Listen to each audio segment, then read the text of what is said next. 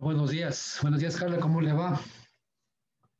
Buenos días, profe, ¿todo bien?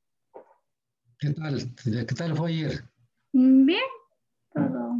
¿Sí? Sí, ¿Todo bien de salud? ¿Todo bien? sí, no soy yo, más que todo es mi hermana, pero me mandan con Ah, ella por cualquier correcto. cosa. Ujú.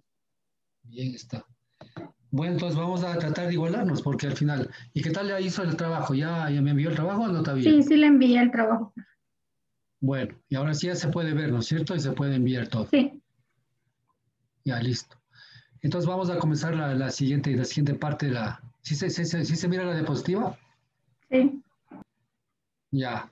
Entonces vamos a ver la segunda parte que son canales no revestidos. Se acuerda que decíamos que en este caso no revestidos implica trabajar o diseñar canales en tierra, ¿no? En tierra.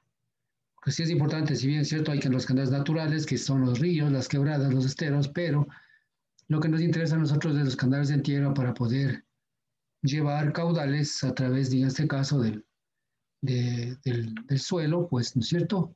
Sin utilizar otro material de revestimiento más que el propio suelo y a través de ese canal, pues nos llevamos el agua. Sí, para eso hay que cumplir ciertas características, los suelos, y hay que tener ciertos parámetros para los diseños de estos canales. ¿Para qué?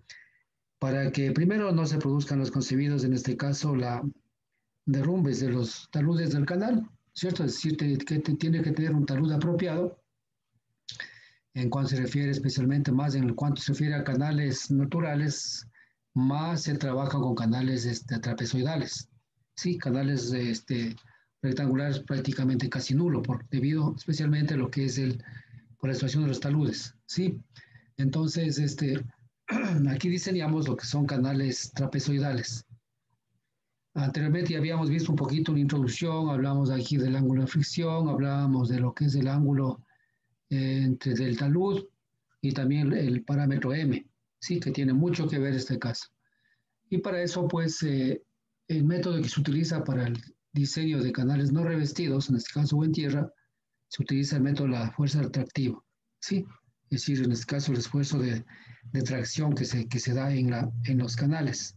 Ahí vamos a ver exactamente el ángulo de fricción, vamos a ver el ángulo de reposo de los materiales y todo lo demás. También vamos a ver lo que es estimación de los taludes, es decir, cuál es el talud mínimo y máximo que podemos tener en un canal de tierra para que no produzca el derrumbe, ¿no? Aquí también hablamos un poco del cálculo económico de canales. Esto está más bien referido a lo que es en este caso, al movimiento de tierras. ¿Qué quiere decir esto? Cuando yo diseño un canal y tengo que excavar, entonces yo necesito que este canal, al excavar para este canal, el costo de excavación sea el menor posible. Y por supuesto vamos a ver ejemplos de cálculo, ¿sí? Entonces, entonces esa es la parte clave que nosotros vamos a ver en este caso. La segunda parte hablaremos de lo que es de resalto hidráulico, ¿sí? Entonces, a ver, vamos a ver, aquí estábamos, ¿no es cierto? Contenidos, vamos a la segunda parte, que es en este caso, bueno, la energía específica y régimen crítico.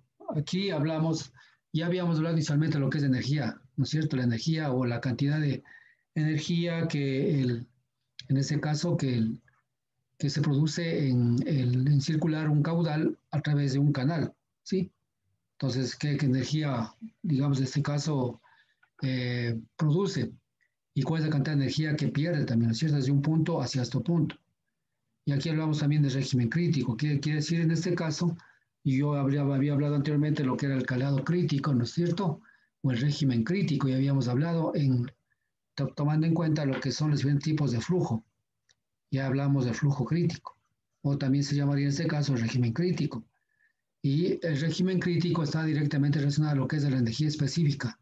Y hay una relación que vamos a ver exactamente cuando tenemos un caudal máximo en régimen crítico, ¿no? Para esto vamos a ver los siguientes contenidos, que son el principio de energía, la energía de flujo, la energía específica y también ejemplos de cálculo, ¿sí? Bien. Luego tendremos lo que es el resalto hidráulico. El resalto hidráulico generalmente son estructuras que nosotros, por ejemplo, cuando nosotros vamos diseñando un canal, nos encontramos, pues, en este caso nos encontramos, por ejemplo, vamos el canal ahí, de pronto nos toca una pendiente fuerte y luego pendiente y así vamos. Entonces, ¿qué sucede aquí? Realmente acá vamos a tener, en este caso, al diseñar un canal, vamos a tener una velocidad alta, ¿no? Una velocidad máxima. ¿Qué implica esto? Que si tenemos esa velocidad máxima va a pasar de que va a haber una erosión de este canal, ¿no es cierto? Una erosión y una socavación en la parte baja. De pronto aquí podemos controlar porque la pendiente es muy baja y también acá tenemos otra vez otra pendiente. Entonces aquí implica que nosotros debemos calcular la velocidad con que el caudal circula, viene por aquí así, y en este caso, ¿qué estructuras podemos colocar en este tramo? Porque al final la topografía me da esto, no puedo hacer más, no puedo tomar tierra y aplanar y llevarme siempre así, sino tengo que ir en función de la topografía llevándome el agua. Entonces vamos a ver qué tipo de estructuras nosotros debemos ubicar en el canal, a qué distancia y en este caso, ¿para qué? Para lo que es en este caso generar lo que se llama un resalto hidráulico. Al hablar de un resalto hidráulico, lo que hacemos es que lo que estamos es, en este caso, generando una pérdida de energía. O sea, la energía, que en este caso energía inicial, energía final, aquí tenemos una pérdida de energía capaz de que el flujo, de un flujo supercrítico, se transforme en un flujo prácticamente uniforme, ¿no es cierto? Entonces, eso implica en este caso, y con esto estamos protegiendo la erosión del canal, la base del canal y en este caso, los taludes del canal. ¿Sí? Para eso sabremos también, en este caso, cuando utilizamos un resalto hidráulico, ¿no es cierto? La función momentum, exactamente, ya sabía, anteriormente vimos ya el concepto de lo que es momentum, ¿sí? Y las formas de resalto hidráulico. Vamos a ver algunas formas como se presenta un resalto hidráulico en los canales y las características básicas del resalto hidráulico, que es muy fundamental esto. Esto generalmente nos ayuda para que vamos a ver algunas prácticas de utilización de un resalto hidráulico. No solamente va a ser para controlar, en este caso, la velocidad y bajar la erosión y todo lo demás, sino también hay otros usos que nosotros le damos, especialmente en lo que es el tratamiento de aguas hervidas, por ejemplo, ¿cierto? Vamos a ver despuesito esa cosa. Entonces, es un poco el temario que vamos a ir viendo. Bien, ahora sí. Vamos a entrar al primer tema, lo que en este caso lo que son los canales no revestidos. Aquí vemos algunos ejemplos, ¿no es cierto? Aquí vemos un canal, especialmente en el oriente, ¿no? En el oriente, bueno, en la sierra ya muy pocos canales se dan, porque acá ya se dan más se traslada el agua en tubería y también más en este caso en canales a cielo abierto. Incluso el proyecto PITA que venía para proyecto PITA, sí, exactamente, antes se trasladaba el agua para Quito en canal, un canal de hormigón. Pero ahora ya todo ese canal de hormigón ha ido tapando. ¿Debido a qué? Debido a que primero, por las pérdidas de qué? Pérdidas de agua por sentido de evaporación, segundo, por robos de agua y tercero, pues en este caso, por la limpieza del canal. ¿Por qué? Porque la gente camina por aquí y pues pueden lanzar animales muertos, lo que sea, y no les interesa, entonces el agua se contamina. Es razón por la cual, especialmente agua potable, se traslada o se conduce en tubería. Pero todavía en ciertas partes de la sierra también se construye canales en tierra y más es todavía en el oriente ecuatoriano, que yo conozco bastante igual que usted. Entonces, especialmente lo que son drenajes.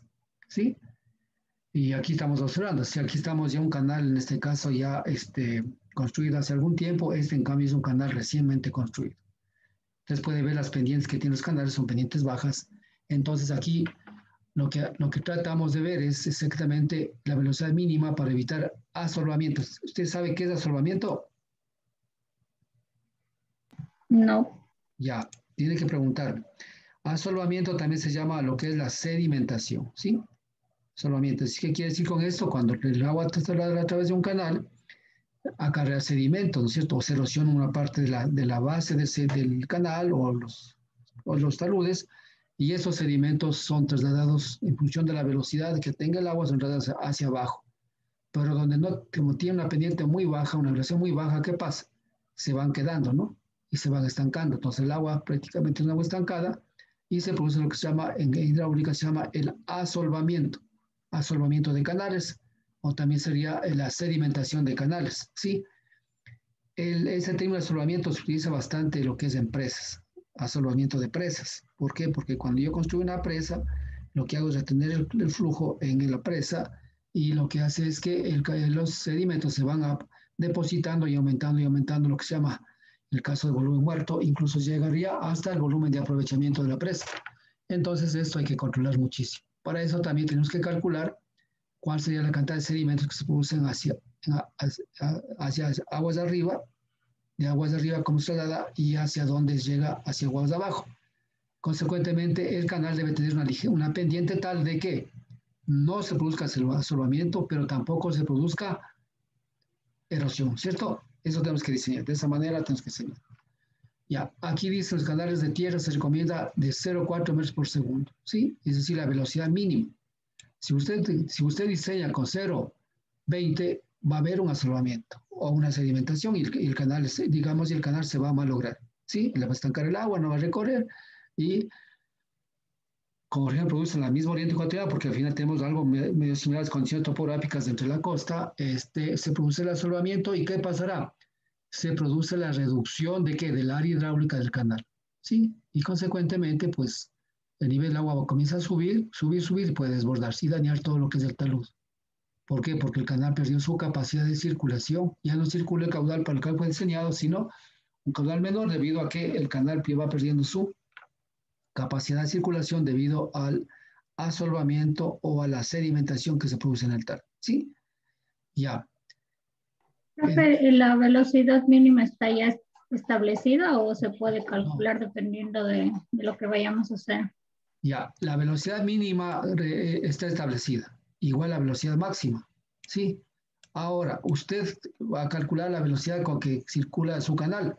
Entonces, pongamos un caso: si usted su velocidad media que calculé, así como calculamos canales, yo que sé, me sale 1,25. Ese es el que realmente salió en su cálculo, ¿no es cierto?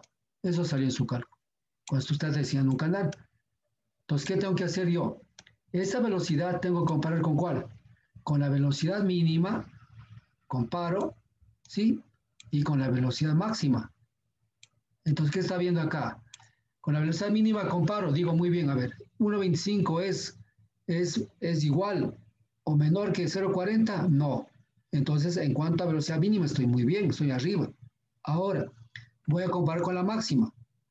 1,25 es igual o mayor que 0,85, sí. Consecuentemente, ¿qué pasa? Esta velocidad, al diseñar este tipo de canales, ¿qué me va a pasar? ¿Qué pasará en el canal?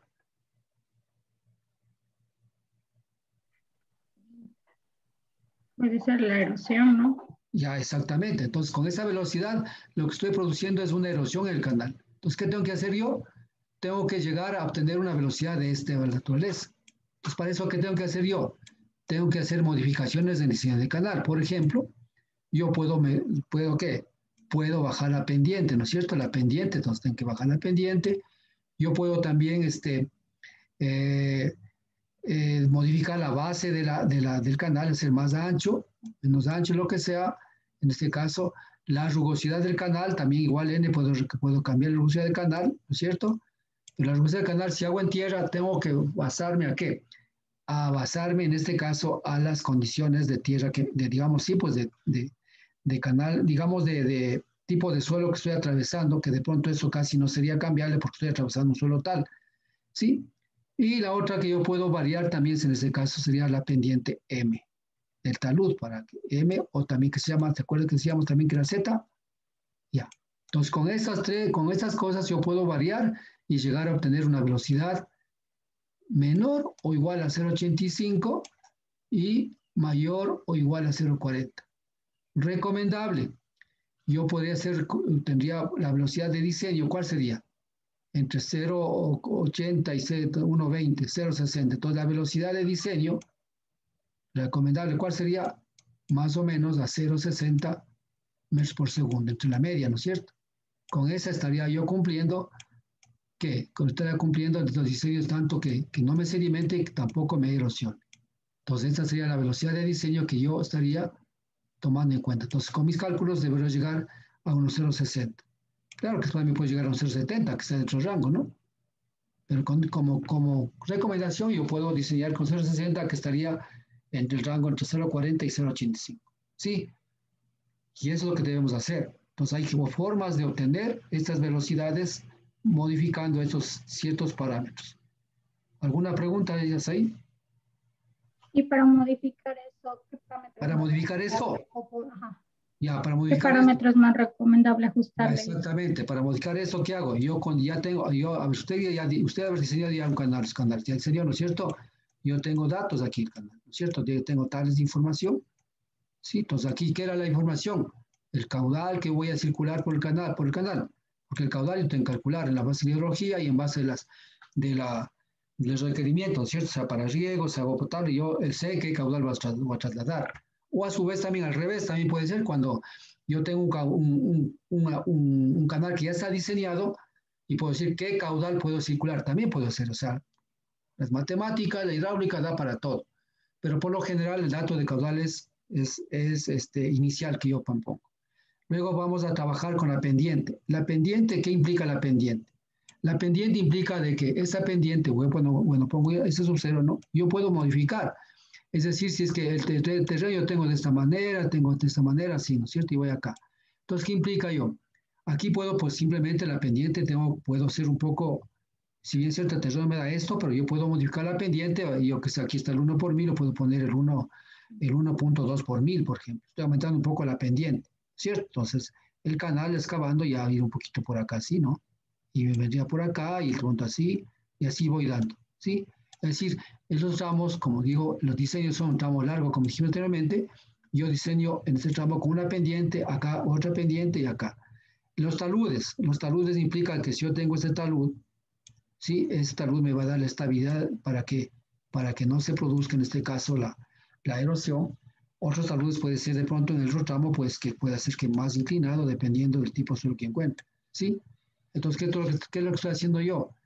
Haciendo, digamos, en este caso, el área hidráulica, estoy un poco modificando. ¿Por qué? Porque si usted se acuerda, el caudal la era igual. En la fórmula, igual que vamos a aplicar en el canal de tierra, era igual a qué? Al área por la velocidad, ¿no es cierto? Velocidad. Ya, exactamente. Entonces, ¿qué es lo que hago?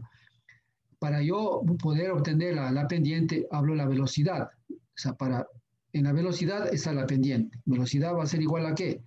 A 1 sobre n. ¿Cierto? A 1 sobre n, S a la 1 medio, ¿no es cierto? Es lo que dijimos, lo que está en la fórmula, y R a la 2 cuartos, ya. Perdón, a la 2 tercios, ya.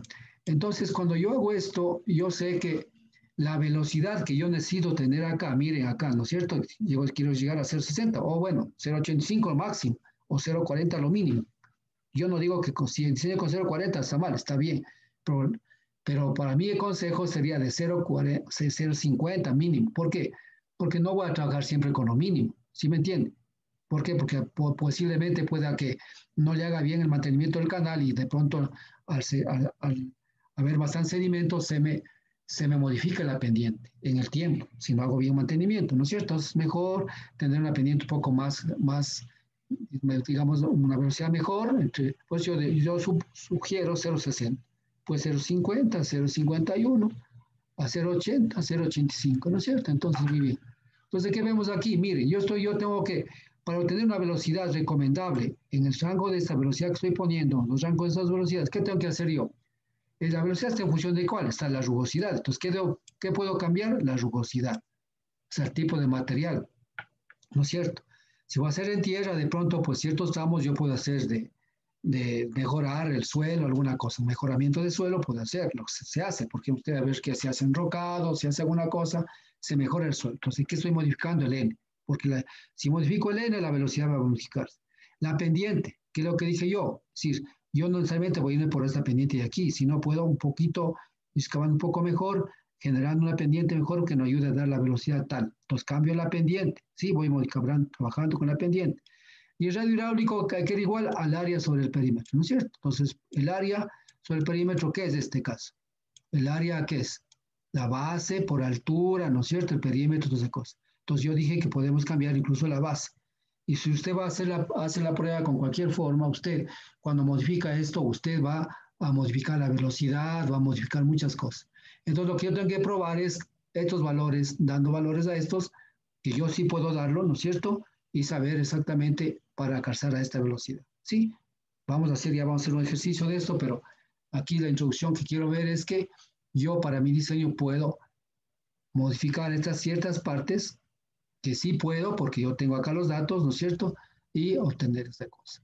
Pero si yo quiero el caudal, no puedo modificar. ¿Por qué? Porque yo necesito llevar, yo que sé, he calculado para un sistema de riego que el caudal debe irme 5 metros cúbicos por segundo. Yo no puedo decir, no, pues yo voy a llevar solo 4 metros porque no, porque quiero que el canal funcione bien a esta velocidad. No puedo. ¿Por qué? Porque el caudal es el que necesito allá. Si no me toca hacer dos canales. ¿Sí me entiende lo que digo? ¿Sí? Entonces esto no puedo modificar. ¿Sí? Lo que sí puedo modificar es estos otros valores. O sea, aparte un poco la parte geométrica del canal y las propiedades del canal. Pues ya. No sé si estamos ahí de acuerdo. Sí, profe. Sí, ya, listo. Sí, aló, buenas tardes. Aló. Sí, aló. Vele ahorita. Sí, aló. Más ya, ya, continuamos. Ah, creo que era de un terreno que era por pista. Sí. Ya, entonces vamos a ver este caso. Ya hemos visto la teoría aquí, ¿no es cierto? Un poco la introducción. Sí, entonces hasta ahí estamos claros, ¿no es cierto? No hemos diseñado, pero ya tenemos las reglas. Lo que pasa es que todo tenemos que ver las reglas sobre la cual vamos a diseñar, ¿sí? Entonces esto es bastante fácil, ¿no? Ahora acá hay que hacer muchas consideraciones, hay muchas fórmulas que vamos a ver. Por ejemplo, allá ya tenemos de canales, ¿no? Meto la fuerza atractiva. ¿Por qué la fuerza atractiva, no es cierto? Porque aquí hablamos específicamente no sé si ustedes conozcan lo que es el esfuerzo cortante tangencial, el esfuerzo cortante. Yo ya había explicado, usted me había preguntado del ángulo de reposo. ¿Se acuerda que decíamos que usted me preguntó? Entonces aquí ya vamos a ver lo que es este caso. Ya, aquí hablamos un canal. Entonces, ¿qué es en este caso? Aquí tenemos, ya vamos a ver, aquí mire, vamos a tener el ángulo de fricción, vamos a ver el ángulo de reposo, todo vamos a ver. Pero específicamente ustedes cuando ya tenemos hidráulica aplicada en este semestre estamos viendo toda esa parte acá. Entonces, ¿qué es el esfuerzo? El esfuerzo cortante. El esfuerzo cortante, ya había dicho un poco, yo hablé ¿se acuerda que le dije un poco la velocidad de corte? Dijimos, ¿se acuerda? De la partícula esta que está aquí en la base o las partículas estas que están aquí, estas partículas. O sea, ¿qué quiere decir partículas? Son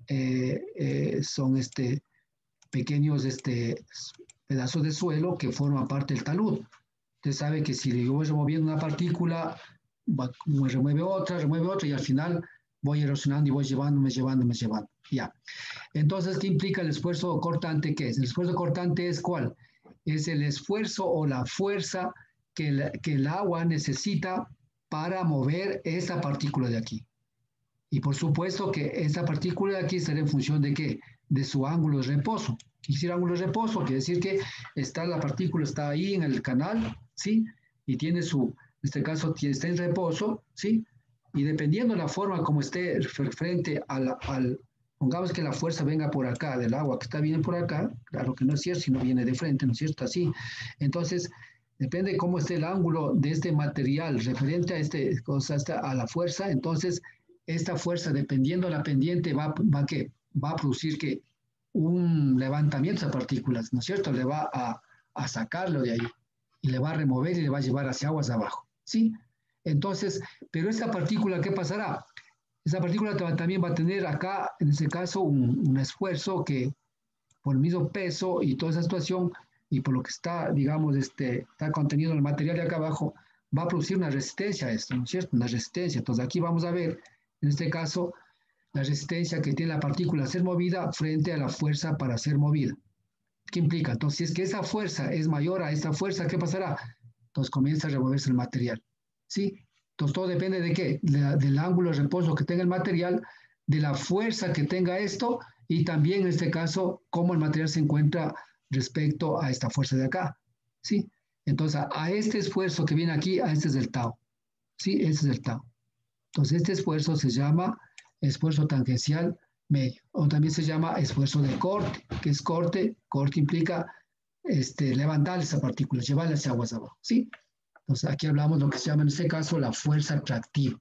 Aquí está, ¿no es cierto? Aquí dice, la existencia del flujo de un canal hace que se desarrolle una fuerza en el sentido del flujo, ¿no es cierto? Es decir, si yo tengo esto, aquí viene la fuerza, en este caso del canal, ¿no es cierto? Viene la velocidad y todo lo demás. Aquí está la partícula, ¿no es cierto? Entonces, ¿qué dice aquí? Dice la existencia del flujo, ¿no es cierto? Es el flujo que viene acá, ¿no es cierto? El sentido del flujo, el flujo está yéndose para acá, ¿no es cierto? Si yo quiero, este es el flujo de aquí. Y ahí está el flujo, ¿no es cierto? Ya, dice en el sentido del flujo, va para acá, sí, va para acá la velocidad. Sí, flujo que actúa sobre el contorno del mismo. ¿El contorno del mismo qué es? Aquí el contorno. Sí, aquí la base del canal, las paredes está acá y la pared está acá. Sí, esta fuerza tiene el nombre de fuerza atractiva. El valor promedio de la fuerza atractiva por unidad de área viene dada por esto. Entonces aquí estamos, la fuerza atractiva. ¿Qué es esto? Bueno, aquí es el tau que le dije en este caso, que sería en este caso esta fuerza que, bueno, aquí es una velocidad, ¿no? Por si acaso.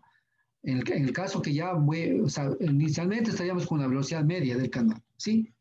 Pero la velocidad que le mueve la partícula se llama lo que se llama en este caso una velocidad de corte. Estamos aquí, que se le simboliza V asterisco, ¿sí?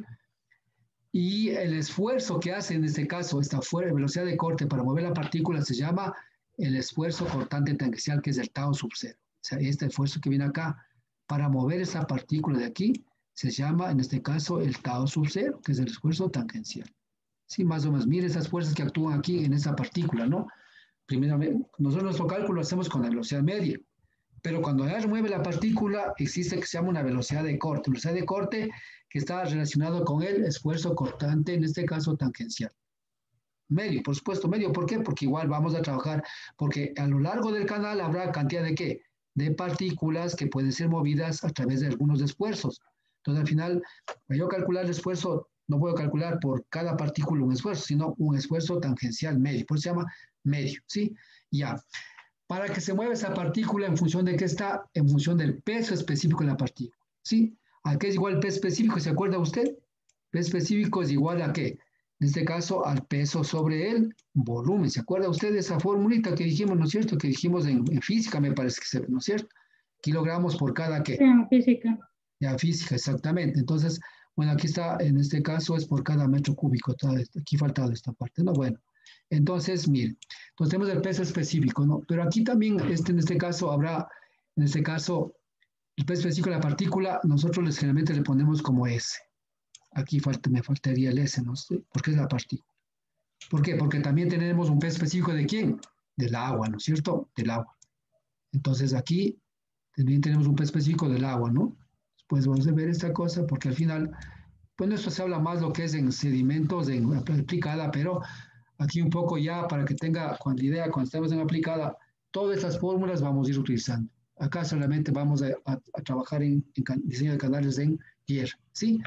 Ya. Entonces, por eso solamente está puesto incluso así nomás, pero realmente sería así y así. Incluso después tenemos una relación entre lo que es el peso específico del agua, el peso específico de esto. Realmente, por ejemplo, esto es a 2,65 kilogramos por cada metro cuadrado. ¿Sí? Es la relación. ¿Sí? Bueno, esto vamos a hacer despuésito, esto hay en tablas y todo eso. ¿Sí? Cada metro cúbico. De acuerdo. Ya. Luego dice el radio hidráulico. El radio hidráulico sabemos a qué es igual. El radio hidráulico es igual a qué? Al área sobre el perímetro. ¿Sí? Al área sobre el perímetro. Eso ya hemos visto. Ya, es al área sobre el perímetro. Al área sobre el perímetro, ¿no es cierto? Aquí. Y la pendiente, pues la pendiente oculta del canal. Es decir, está pendiente. Si la pendiente que viene acá, está pendiente. ¿Sí? En este caso. ¿Ya? Es lo que todo. Entonces aquí miren, aquí ya gobierna otras fuerzas, como el esfuerzo cortante, Y el peso específico del material, porque estamos hablando de levantamiento de material, sujeción de material, ¿no es cierto? Ahora, acá es una cosa muy interesante. Generalmente, cuando yo trabajo en canales en tierra, ¿se acuerda que nosotros decíamos aquel es radio hidráulico cuando son canales extremadamente largos, digamos, y poco profundos? Anchos, poco profundos, ¿te acuerdas? ¿A qué es igual el radio hidráulico? No dijo, solo dijimos de las tuberías. No, de todo dijimos, de todo dijimos. Ahí le puse ya y tenemos 4 conceptos, tenemos. ¿Sí? Entonces, radio hidráulico que era igual al calado. ¿Sí? Ah, sí, el calado. Se llama el calado. Cuando son qué? O sea, cuando nosotros estamos viendo, por ejemplo, si usted puede ver acá, aquí, los canales de tierra, esos canales de tierra se consideran relativamente anchos, si ve que es anchos y que poco profundos, poco profundos. Entonces, el radio hidráulico va a ser igual a Y. Y muchas veces tomaremos este concepto, generalmente se toma este concepto dentro de lo que es diseño de canales en tierra. Ya. Espera, toda la teoría le estoy dando, ¿sí? Y vamos viendo acá, todo lo que usted ha visto en física, alguna cosa, aquí nos ayuda todo, ¿ya? Continuamos. Ahora sí, esa es otra cosa importante que tenemos que tener en cuenta en la parte teórica. El esfuerzo con la fuerza atractiva, ¿cómo se distribuye la fuerza atractiva? Aquí yo he puesto un canal, en este caso trapezoidal, ¿sí? Trapezoidal. Entonces, hay que entender que no todas las fuerzas atractivas están repartidas uniformemente a lo largo de la sección hidráulica del canal, en este caso en tierra, ¿sí? Entonces, mire usted, aquí estamos hablando, en este caso, de, y aquí ya no, cuando se da cuenta aquí, ya no pone, pues aquí en este caso ya no pone el radio hidráulico, ¿sí ve? Aquí ya se pone el Y, aquí ¿sí ve? Y. Entonces, ¿qué quiere decir este caso? Aquí sería 0,75 sería más o menos el peso específico del material que pone acá, por Y y por S, aquí está. Entonces, la forma de distribuirse es, mire así, ¿no? Acá 0,75, esta formulita acá, y acá 0,97. Entonces, ¿dónde es mayor la fuerza atractiva? Es en la base del canal. Y en las paredes son menores. Entonces, de esta manera se distribuye aproximadamente los esfuerzos, en este caso, los esfuerzos cortantes, ¿no es cierto? En este caso. Por eso dice aquí, sin embargo, la fuerza activa unitaria no se distribuye uniformemente, o sea, no se distribuye uniformemente en toda la hidráulica. Dice, a lo largo del perímetro de mojado de la sección del canal, la distribución típica es la mostrada a continuación. Es esto. Esto está en cualquier libro, por si acaso. No está, no solamente en mis apuntes. Está en cualquier libro y esto ya está demostrado. Yo no estoy en este momento para demostrar, sino estamos viendo ya la teoría que está dada ya prácticamente. Ya. Ahora sí, igual que las anteriores, nosotros para diseñar canales en tierra, ¿no es cierto? Entonces utilizamos nosotros lo que es abacos. Estos abacos ya están dados, están en la literatura de los libros de hidráulica. Bueno, en mis apuntes están, ahí no tiene que irse ningún libro, ahí están todos los abacos. Pero si usted desea, váyase a los libros que se puestos en la bibliografía, ahí están todos los abacos, ¿sí? Son diseños universales que se da. Entonces, aquí, por ejemplo, está en función de la relación entre B y E, que es B y E, entonces yo tengo este canal, así este canal, y aquí está, en este caso, este es el B, perdón, este es el Y, que es el calado, y este es el B, ¿sí? Entonces, ¿qué implica aquí? ¿Por qué está B y E? ¿Por qué será B y E? Carla, ¿por qué esta relación habrá B y E? El abaco, ¿por qué están en función de esto?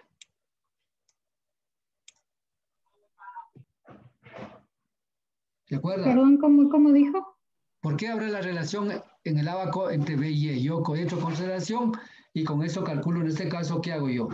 Sí, dependiendo del tipo de la pendiente del canal, aquí se da cuenta, Z que era igual, Z era igual a M, ¿se acuerda? Si este es Z aquí. Entonces aquí tengo este valor aquí, entonces este darcito aquí, ¿qué es? ¿Este era Z o qué? También, ¿cómo se llamaba? También Z o también M. En ciertos abacos, ciertos libros está como M, en otros está como Z, o sea, es lo mismo, ¿no? Entonces yo la pregunta era, ¿por qué habrá un abaco relación de B a Y y B a Y? Y tenemos diferentes pendientes de los taludes, porque tiene que ver mucho. Por eso yo digo, cuando yo diseño un canal en tierra, yo juego para tener, para que no se me produzca erosión, juego ¿con qué? Con diferentes pendientes de taludes. Ve, aquí está Z2 y 1,5, ¿no es cierto? También puedes trabajar con rectángulos, Rectángulos, generalmente en suelo muy bueno se trabaja con rectángulos. Usted no, casi nunca ha visto un canal rectangular en tierra, casi nunca, ¿no? Dependiendo del tipo de suelo que tengas. Si tengo un excelente suelo, pues puedo hacerlo. Si no, pues no, pues, ¿no es cierto? Y acá. Lo mismo acá, ¿no es cierto? Acá, por ejemplo, tengo trapecios de 1,5, acá tengo rectangulares, z igual a 1, z igual a 1, de igual manera, ¿no es cierto? Entonces, yo le preguntaba por qué habrá esta correlación de B a Y. Y aquí dice fuerzas activas unitarias máximas en términos de W y S, y pendiente en este caso, ¿sí? ¿Por qué será? Tal vez por el ángulo. No. ¿Se acuerda usted cuando yo decía el diseño óptimo de canales? ¿Se acuerda? La sección óptima, ¿se acuerda? Sí, Entonces, cuando, por ejemplo, con un canal rectangular, ¿qué decía? Que B es igual a ¿qué? Cuando decía a 2D. 2D o 2Y, correcto, ¿no ve? Ujú. Entonces ahí, por eso es la relación que va. Ya. Y en tierra había otra relación, ¿se acuerdan? En canales de estas cantoras, otras relaciones que había, ¿no es cierto? Ya. Entonces, esa es la que, en cambio el otro, ¿qué decía? B estaba en función de qué nomás estaba el otro en trapezoidales. En función del ángulo de este ángulo, ¿se acuerda aquí? Decíamos que era 60 grados, ¿se acuerda? Y ve Sí. igual la relación de esa cosa. Entonces, por eso los ábacos también están en relación de B a Y, ¿sí? Entonces, yo tengo una relación B a Y. ¿Por qué? Porque de pronto yo tengo que irme más un poco a diseño de canales, en este caso, pues llamemos óptimos, ¿no? Óptimos en el sentido de que funcionen correctamente con el menor costo posible y las menores pérdidas de agua posible. Entonces, esto nos ayuda muchísimo cuando yo hago un diseño, pues en función de esos valores, ingresar al abaco y calcular en función de qué, de la pendiente, calcular lo que es la fuerza atractiva. ¿Sí? La fuerza atractiva. Exactamente. Muy bien, vamos a continuar. Yo siempre voy a hacer preguntas, si es que estará leyendo sus apuntes, ¿no? Bueno, aquí hay un criterio de la fórmula de Shields. Aquí Shields, usted ve aquí, ya, de pronto para usted es conocida, pero bueno, para mí no es problema que yo le manejo estos temas porque esto más debemos de ver en hidráulica aplicada. ¿Sí? Shields es uno de los primeros investigadores dedicados a lo que es sedimentos.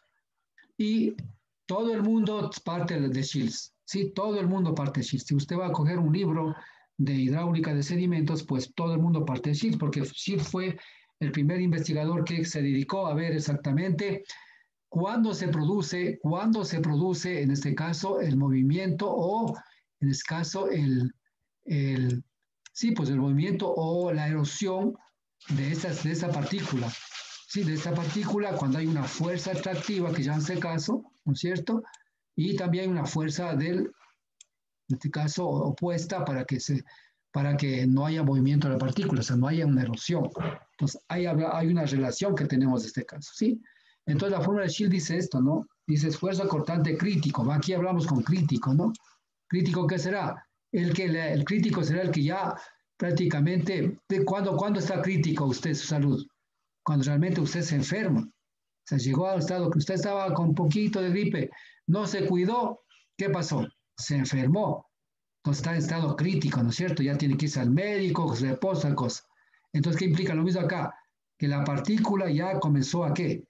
Crítico implica que la partícula ya se mueve. Comenzó a moverse. Ya se movió y comienza a erosionarse. Entonces, nosotros tenemos que calcular ese esfuerzo ¿para qué? Para saber hasta qué esfuerzo puede soportar la partícula y cuál sería el máximo que se puede dar dentro de eso, ¿sí? Entonces, aquí está en relación a qué, lo que acaba de decir, el crítico, y aquí yo ya hablaba anteriormente, ¿se acuerda? El P específico del material, sigma S y del agua. ¿Por qué? Porque el material, aquí tenemos un nivel de agua, perdón, bueno, es muy mal acá ya. Aquí tenemos un nivel del agua, aquí, ¿no es cierto? Aquí está agua y aquí está el material. Entonces, ¿qué pasa? Aquí está el P específico del agua y aquí está el P específico de ¿cuál? Del sedimento, en este caso, ya. ¿Sí? Entonces, ¿qué implica ahí? Tenemos que tener esto, ¿no es cierto? Entonces, tenemos que saber cuánto vale el P específico del sedimento y cuánto vale el P específico del agua. La diferencia de esto, ¿no es cierto? Y es igual a esta fórmula que dice, en este caso, pues, después especifico la cortante, en este caso cortante, pero por el diámetro de la partícula, y aquí hablamos ya, en este caso, la densidad. ¿La densidad de qué? del agua, y aquí en este caso hablamos de la viscosidad cinemática. ¿Se da cuenta? Pero aquí todas esas cosas depende de qué. Depende, está trabajando siempre en qué, con la temperatura. ¿Sí? Con la temperatura. O sea, es muy diferente tener, por ejemplo, en el Oriente, yo tengo temperatura de 22 grados en el agua. Entonces, ese valor va a influenciar mucho en los transportes de sedimentos que lo que puede hacer con los mismos tipos, incluso de sedimentos acá en la sierra, en un río de la sierra. Entonces, yo tengo que trabajar y la viscosidad, especialmente, ¿qué va a variar ahí mucho? Va a variar lo que es el peso específico del sedimento, el peso específico del agua y lo que es la viscosidad cinemática. Eso va a variar en función de la temperatura. Entonces, aquí ya tiene que ver también la temperatura para los futuros cálculos, en este caso, de lo que es la fuerza extractiva, lo que es en canales, para el diseño de canales, ¿cierto? Entonces, yo puedo calcular la fuerza extractiva, miren cómo calculo. Con este valor, esta fórmula, sabiendo conociendo el peso específico del material del agua y el D75. Esa parte de 75 de punto es muy nuevo para usted, pero el D75 tenemos aquí, ¿no es cierto? Más o menos aquí está implicado que es el D75. ¿De dónde obtenemos el D75? Obtenemos de qué? De la curva granulométrica que nosotros obtenemos tomando muestras de sedimentos de un río y llevamos al laboratorio, tamizamos y obtenemos los D50, D30, D25, D16, D75.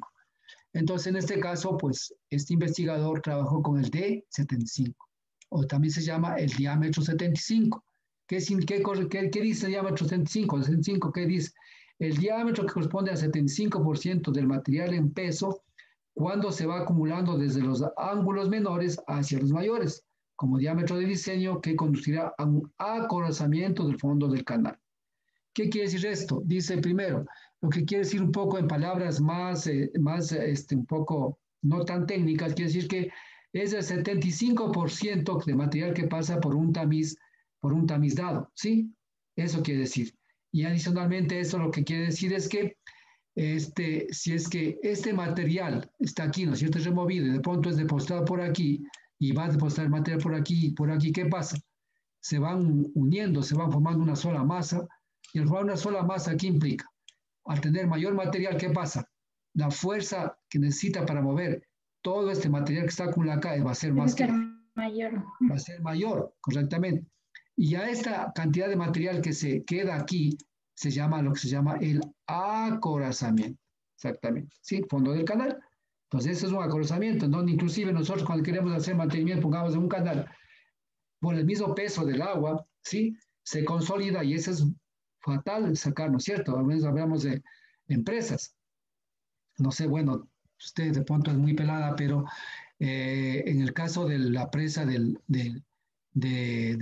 es de La Goya, sino de Paute exactamente, pues no sé, en la época de Lucio Gutiérrez, no sé si usted se acuerda de su famoso Lucio de su Oriente, sí, que ahora no llegó ni creo que ni al 0.1%, pero sigue gastando la plata porque tiene bastante plata, ¿no? Tiene muchas haciendas que tiene Poltena, me dice, ¿no? Por arriba de la universidad incluso, pero al final, bueno. Entonces, ahí me acuerdo yo que en la época de él, de pronto, se quiso hacer el mantenimiento de la presa del Paute, ¿sí?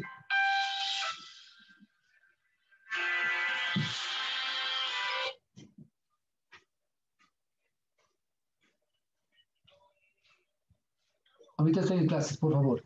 ¿Quién es? No se están llamando la guardería. Ya. Entonces, miren. Entonces, ¿qué es lo que quisieron hacer? Entonces, quisieron, en este caso, estaba asolvada la presa. ¿Qué asolvada? ¿Qué implicaba? Que estaba la capacidad de almacenamiento de la presa, es igual del conjunto. Pregunta, Riqueta. Entonces, había, en este caso, había un asolvamiento del envase, ¿sí?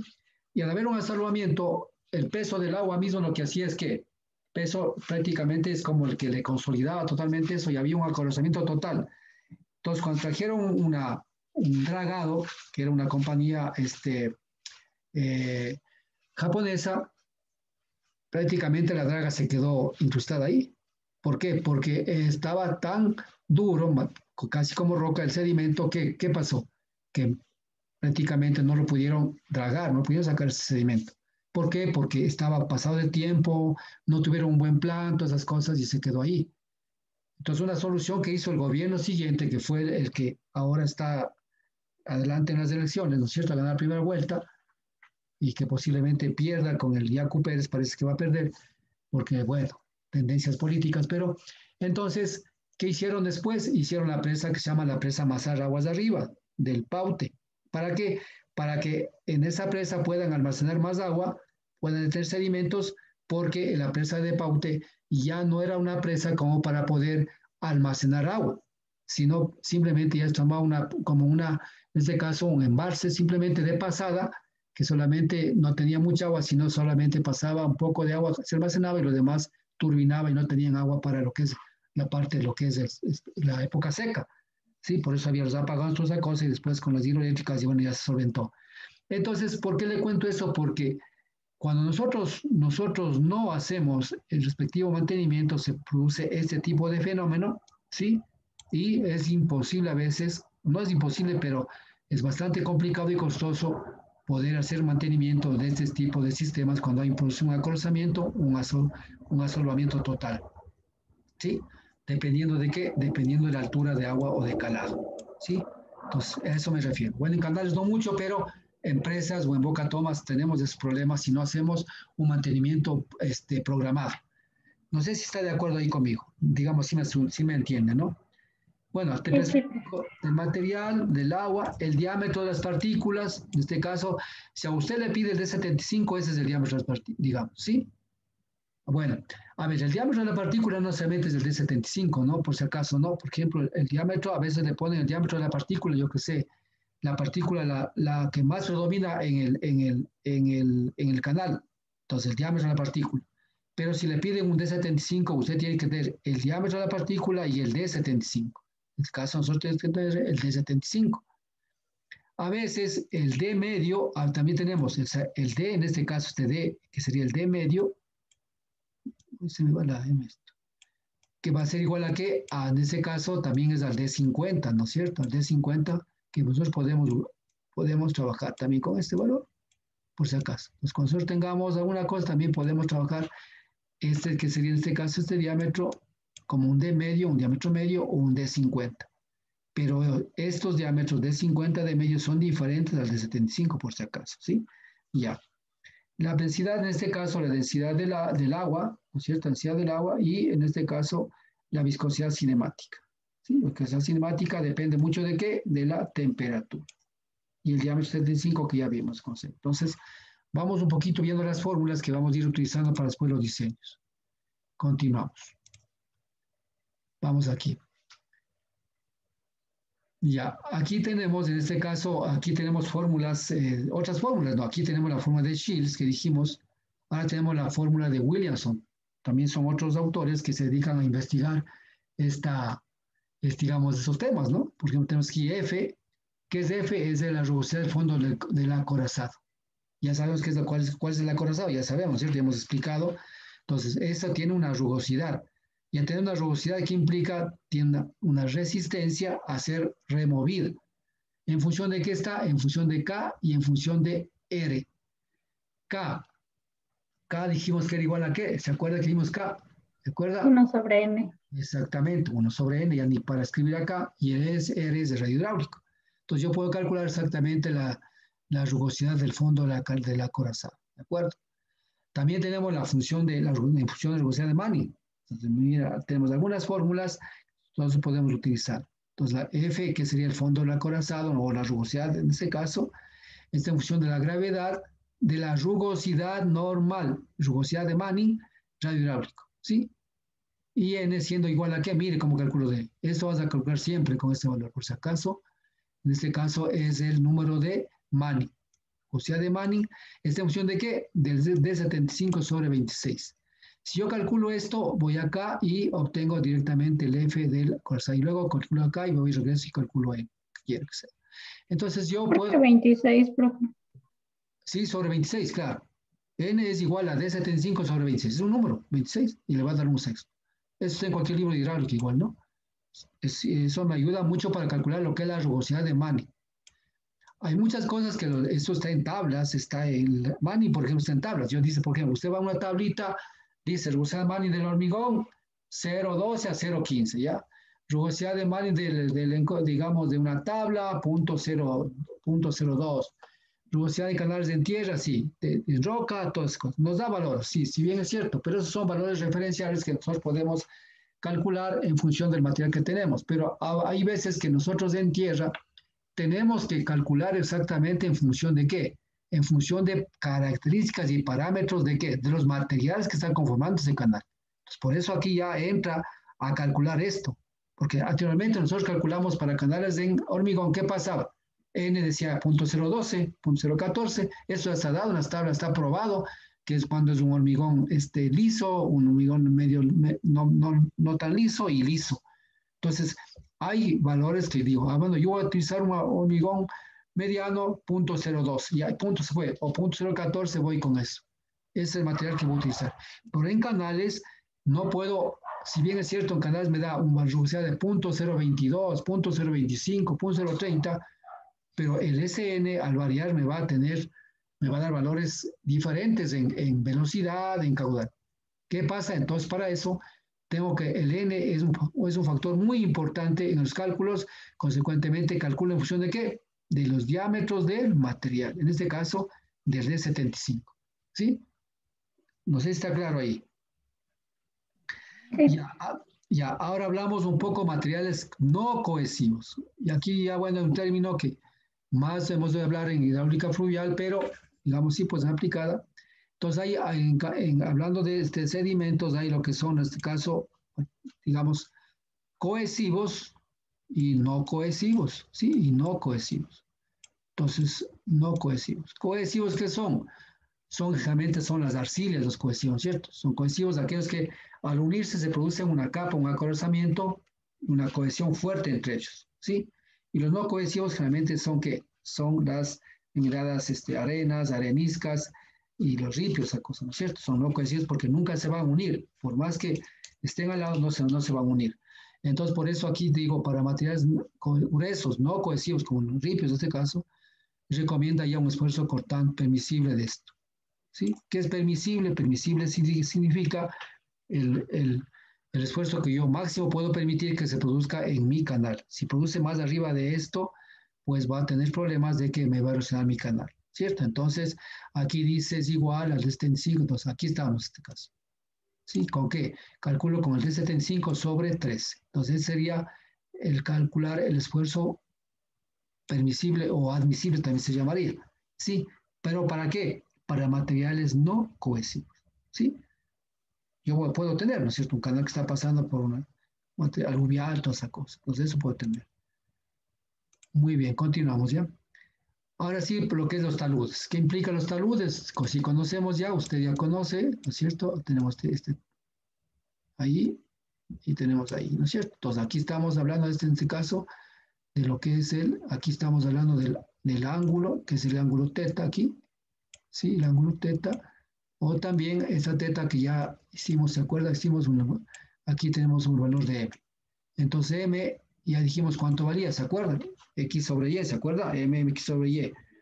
O teta es la tangente de teta, también dijimos, ¿se acuerda? Tangentes, cateto opuesto sobre cateto adyacente, es decir, hablamos de la relación que podemos sacar entre lo que es el ángulo teta y el ángulo, en este caso, m.